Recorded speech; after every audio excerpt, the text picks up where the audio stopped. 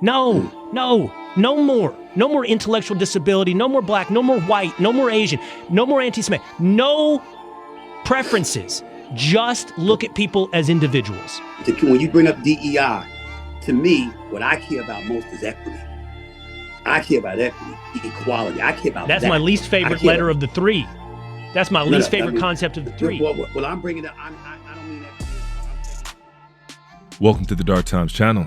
And so let's go ahead and dive right in. As you all know, the new talking point, or the new boogeyman, where it used to be affirmative action, and we all know who affirmative action benefited the most. But yet it's a conversation that continues to be had, just cloaked under a different name. And the name they're using now, or the term they're using now, is DEI, diversity, equity, and inclusion. And so Stephen A. Smith hooked up with his longtime, I guess you might call him a friend or a colleague, Will Cain. And him and Will Cain have a long history of having these very public and passionate arguments. Listen, I do. I'm telling you right now. Zip it. I'm giving you facts. You don't get to speak right now. I gave you your turn because you accused it of hyperbole. Why? Because you got a stat sheet. Because you got a stat sheet and you read some stats. You ain't engaging in hyperbole. Hey, listen. Is Jay Cutler not? Hold on. Is Jay Cutler not and juxtaposed to Colin Kaepernick? Is Jay Cutler right now not the epitome of white privilege in the United States of America? What did he do to deserve this job? What did he do? Listen now. Is he better? This is what I'm tired of. I'm tired of you not listening to me. And in the process of you cloaking yourself in this clear morality that anyone that has even the slightest bit of nuance of disagreement with you is somehow evil. In the process of you doing this preening, this peacocking on TV, you don't hear a single thing that somebody says to you. First of all, when I say Kevin Durant, BS. When I say Kevin Durant has the right and I compare it to Matt Burke doing to Obama, Max, get out of here with I'm making moral equivalencies. You're so addicted to the language of the last week that you made a BS comparison there. I didn't say they were the same. Did I once say those are the same? Why did you bring it up as an example, Will? Because I show consistency, Max. That's the difference. I'm not convenient. I show consistency. So you're the only one that And so as I said earlier, Will Cain and Stephen A. Smith are two individuals that definitely are not afraid to mix it up. And whenever they have this back and forth, it definitely makes for good television. And Stephen A. Smith comes across as somebody who's somewhat of a centralist, who doesn't find himself to the right or doesn't find himself to the left. He's somewhat of a centralist and first and foremost a capitalist. And you and I haven't talked well. I always loved our conversations on race. I already appreciate the places you've begun to go on it. And so I wanted to get your opinion on diversity, equity, and inclusion. And we can use specifically the DEI debate at Harvard. Claudine Gay resigned after some pitiful performance in front of Congress, but then it was revealed that she plagiarized. And I'm gonna go ahead and say this about Claudine Gay, who was formerly at Harvard. She was a black face, but she wasn't a friend to black people, especially so-called black males. She's a feminist first and foremost. And so that's why an institution like Harvard will go ahead and put a Claudine Gay in the position that she was in, whether she was qualified or unqualified. It was her politics that got her the job. And ironically enough, it was her politics that lost her the job. Claudine Gay had no issue. She had no problem with firing this longtime, prominent, successful black lawyer at Harvard. All because he chose to take a job. He represented Harvey Weinstein. Now, some people at Harvard didn't like that I represent Harvey Weinstein. They are entitled to their opinion, and I respect them for it. Freedom of intellectual inquiry and reasoned discourse and debate are essential characteristics of higher education. And the last time I checked, that's what lawyers do. That's what the best of the best do. They represent who needs to be represented. That's one of the first things you learn in law school when you're practicing law.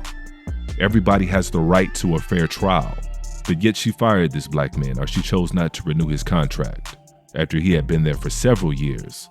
But like I said, liberals will use a Claudine Gay and prop her up to do their dirty work.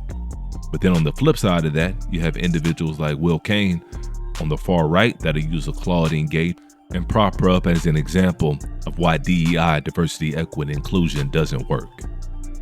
The answer is to tear down all these advantages, white, black, anti, all of it. Tear down the disadvantages, tear down the advantages, because you end up real quick, Stephen A., with stories like we saw this weekend at Fox News and at New York Post, where the FAA is looking at psychiatric and intellectual disabilities in selecting their air traffic controllers under DEI because they're underrepresented.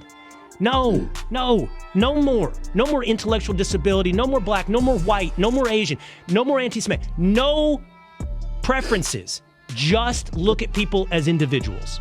He has that privilege from looking at it from an idealistic standpoint of where things should be. And Stephen A. Smith is not going to give him too much pushback. Stephen A. Smith at this point in his career is kind of, he is what he is. He's somebody right now who's going around trying to solidify his own platform. And so he wants as many eyes on his platform as possible. And let me go ahead and say this real quick. There's not going to be any jobs for anybody in the not so distant future. There's going to be very few jobs available. And it's already happening. We're already seeing that happen. And that's one of the main reasons why there's such a big discussion around DEI. The jobs that are available, certain individuals want to make sure that it goes to other individuals that look like them, because the writing's on the wall. Like I said, in the not so distant future, it's going to be hard for anybody to get a job. With the emergence of AI and something else that I've talked about on this particular platform, genetically modified fetuses. If you're not somebody that can afford to have your fetus genetically modified, your child is going to be at a disadvantage. Scientist is doing this because he could, and also probably to generate the sort of debate that there will be internationally about the ethics of this. But I'm a bit torn, Sam, because genetic editing and genetic gene therapy is the future of medical research. Somatic gene editing is the future for people with cystic fibrosis and other conditions. We already use it on animals to harvest lean meat and also body parts from pigs. Remember, Kevin Rudd had a pig valve in his heart. So there are good applications, but there are others that really clash with our essential ethics of, as you say, creating designer babies. So I read a story a couple of months ago about a biochemist who had nightmares about this while doing research into gene editing, and she used to wake up in the middle of the night in a pool of sweat, confronted by a person with the body of Adolf Hitler and the face of a pig. This is the biochemist who's in there, so it's scary stuff. Yeah, and Kath, I guess you can be torn. I agree with Raz. And so now we're talking about even fewer white-collar jobs that are available. The only way you're going to be able to get a job is if you're cleaning the toilet. And even then, that's going to be limited. And so they're tightening the reins, so to speak. They're already trying to get a grip on the not so distant future. And a good movie, if y'all really want to scratch the surface on that, it's a movie called Gattaca. Definitely check it out if you get a chance. And before I go ahead and close out, make sure you guys go ahead and hit that like button for me. And if you're not new to the channel and you enjoy the content so far on this channel, make sure you guys go ahead and hit that subscribe button for me as well. And as usual, peace and chaos.